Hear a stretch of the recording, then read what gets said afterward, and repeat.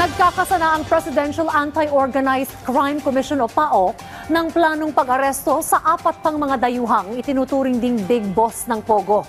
Samantala, nakamonitor din ng PAOK sa pagpapasara ng natitirang maliliit na operasyon ng naturang iligal na aktibidad. Yan ang ulat ni Luisa Erispe. Matapos maaresto ng mga otoridad ang itinuturong big boss ng Pogo na si Liu Dong o mas kilala na Boss Boga, ang Presidential Anti-Organized Crime Commission o PAOK naniniwala na may 4 na dayuhan pang mas mataas umano sa kanya. Kaya naman, kinakasan nila ang planong pag-aresto sa 4 pang mga dayuhan. May lead po tayo, kasalukuyan po natin silang binabantayan. At nagde-develop lamang po tayo ng kaso sapat para mag-apply ng search warrant at saka mission orders para sila po ay masakot at madakip natin. In the next few days, weeks siguro, makukuha po natin lahat ng mga ito. Sabi ng PAOK, ang 4 na dayuhan na ito ay mga Chinese at Malaysian at posibleng nasa Pilipinas pa. Sila naman ang mga tumatayong financier sa illegal na operasyon ng Pogo, kaya tuloy-tuloy pa rin ito hanggang sa ngayon. Binubuo na ng PAOK ang reklamo o mga kasong isasampa laban sa kanila. Solid po ang ating ebidensya laban sa mga ito dahil matagal na po nating minamanmanan ng mga ito.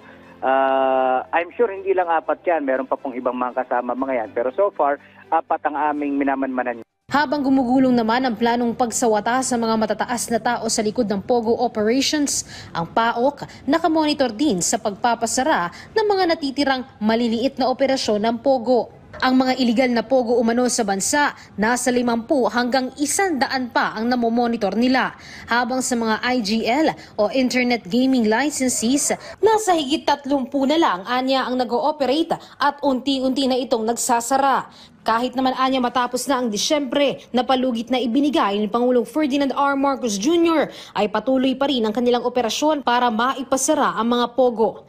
Samantala, ang Bureau of Immigration naman hanggang ngayong araw lang ang palugit na ibinigay para naman sa mga foreign national na nagtatrabaho sa Pogo na makapag-downgrade ng kanilang 9G visa. Kapag hindi inayos ang kanilang papel, diretso deportation sila sa BI.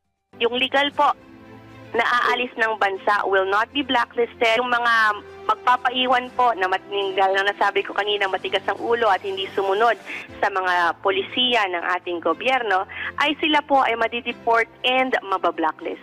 Sa oras naman na magpa-downgrade sila ng kanilang visa, mabibigyan sila ng 59 days na makahawak ng temporary tourist visa para maisaayos ang kanilang paglabas sa bansa. Sa taya naman ng BI, nasa 50% na ng mga foreign nationals na nagtatrabaho sa Pogo ang kusa ng umalis ng bansa at nag-downgrade ng kanilang visa. Luisa Erispe para sa Pambansang TV sa Bagong Pilipinas.